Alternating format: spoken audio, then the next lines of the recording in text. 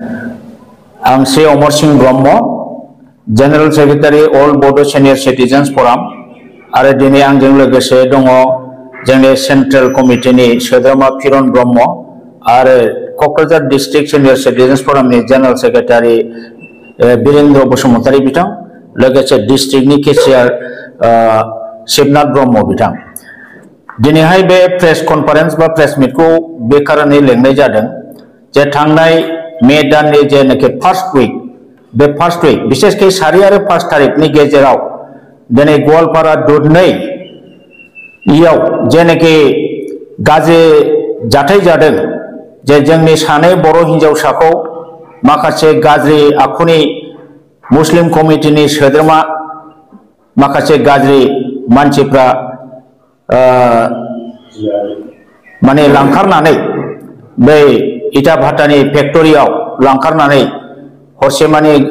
गेंरेप खालामनानै बिथांमोनखौ उनावहाय लामायाव गारनानै गालांनाय जाथाय बे जाथायनि सायाव बेखौ दिनै निउज मिडिया पेपार मिडियायाव नुनानै जों जोबोद खास्रि बिस्रि मुगैदों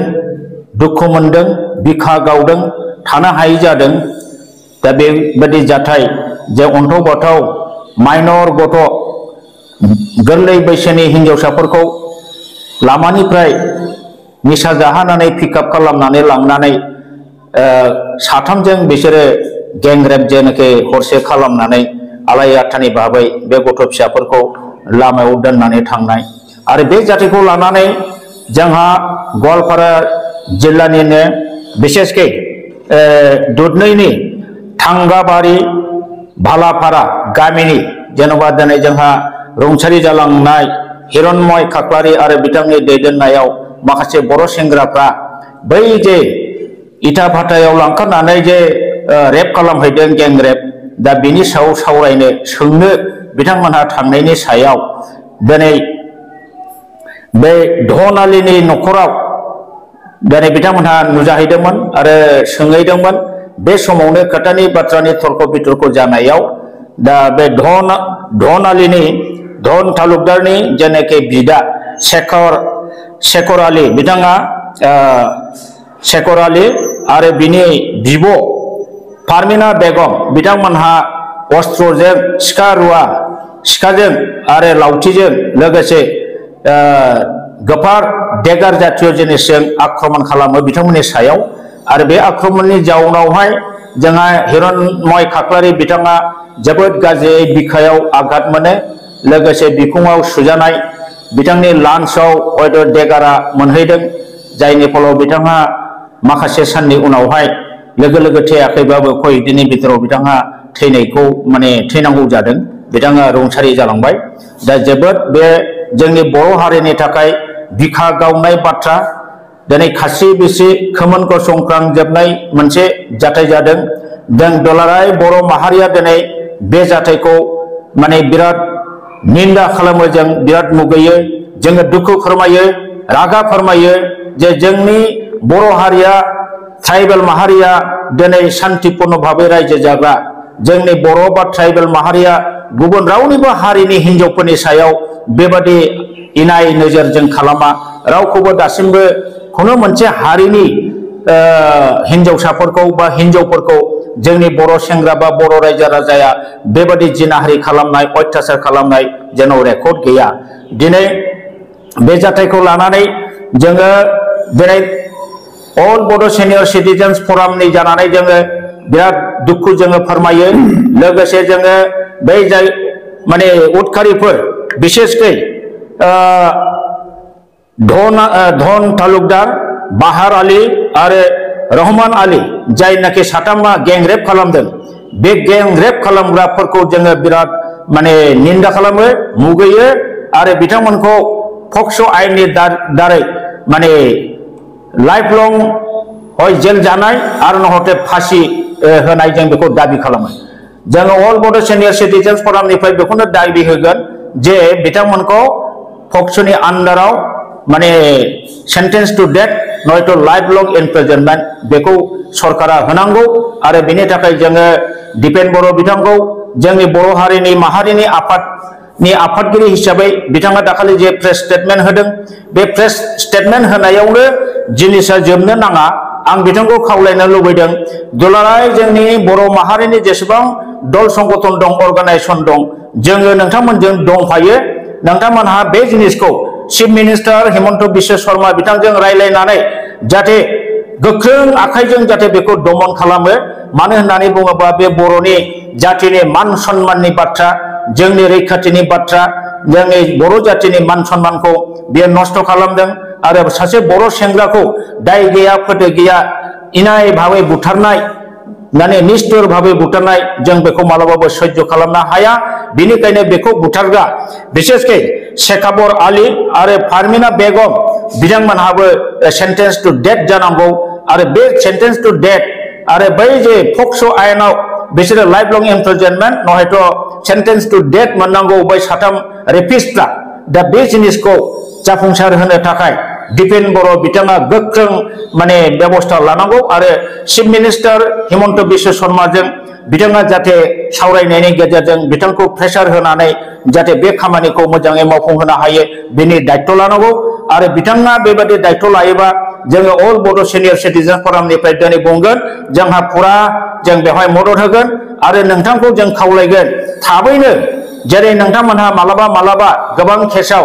डिस्ट्रिक्ट एबसु मोनफ्रोमखौबो नोंथांमोनहा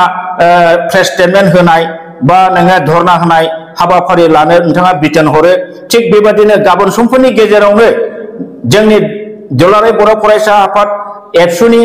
गासिबो डिस्ट्रिक्ट कमिटिफ्रा गावबा गाव डिस्ट्रिक्टआव धरना प्रग्राम लानांगौ जाहाथे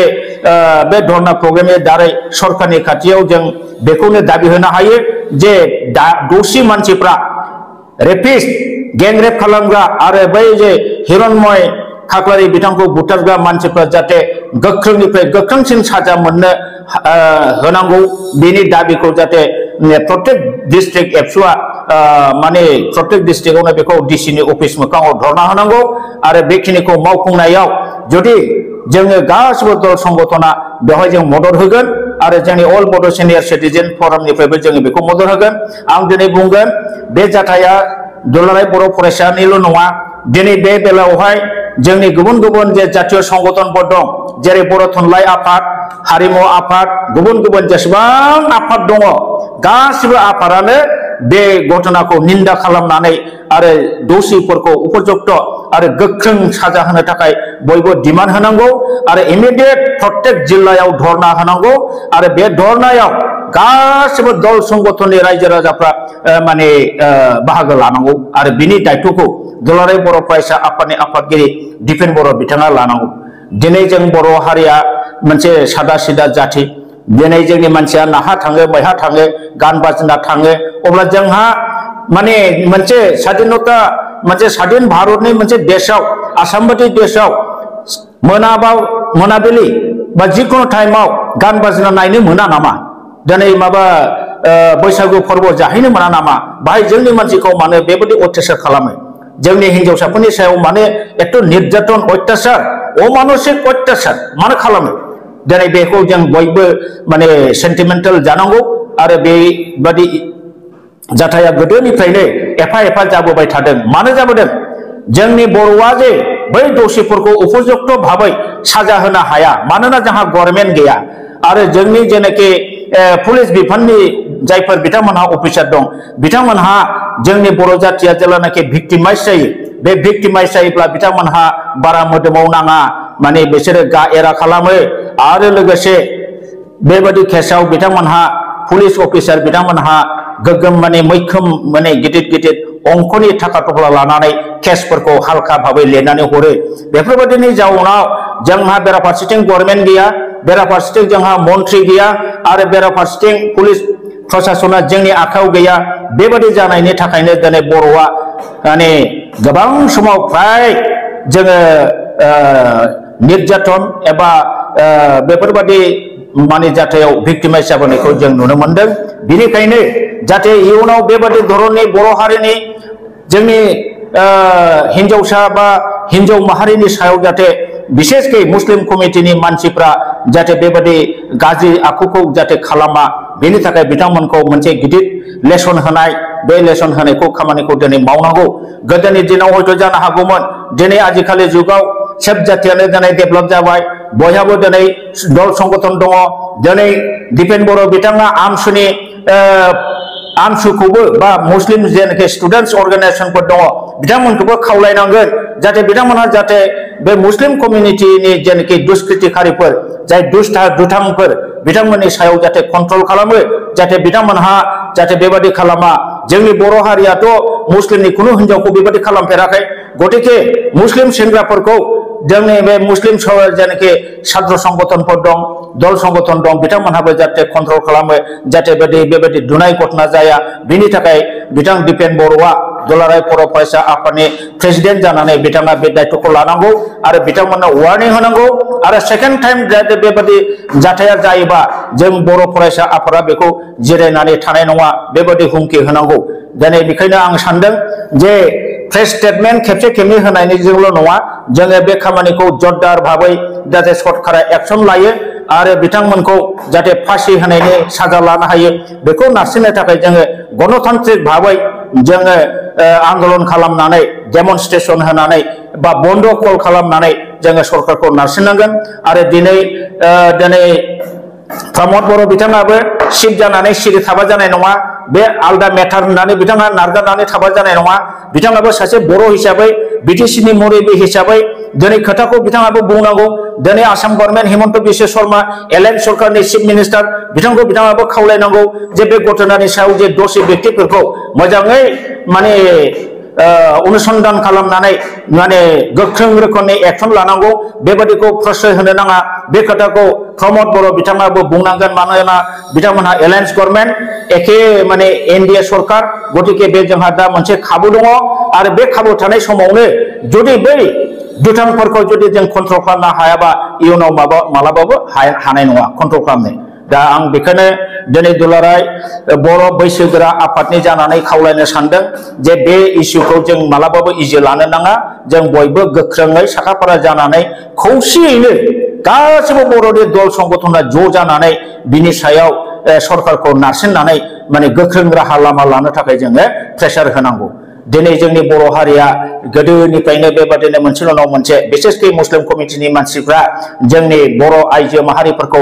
गोबां रोखोमनि निर्यातन खालामबोबाय जावले जावले जों बेसेबां सह्य खालामबावनो बेसेबां नायबावनो